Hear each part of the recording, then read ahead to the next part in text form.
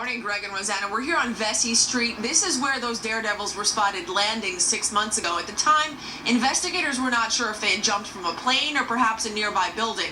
Well, now we have learned they actually jumped from the very top of One World Trade Center. Reports say they made it to the top of the building using only the stairs. Now we've learned later on this week they're expected to face charges. At the time, 2 of the men were caught on surveillance cameras dressed in all black and wearing helmets. Well, the Daily News is reporting there were actually 3 jumpers and 1 lookout on the ground. All 4 expected to turn themselves in later on this week.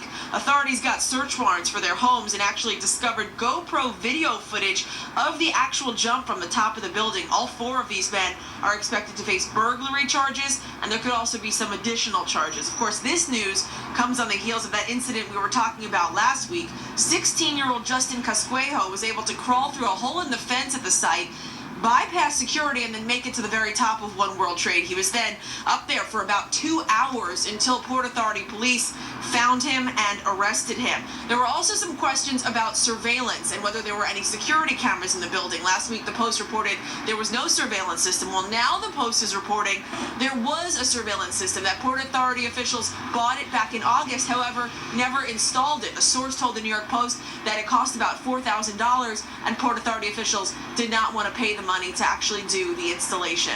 So that's the very latest from here in Lower Manhattan this morning. Some serious questions about security at this site. Greg and Rosanna, I'll send things back to you. All right, Carrie, thank you so much. Well, a baby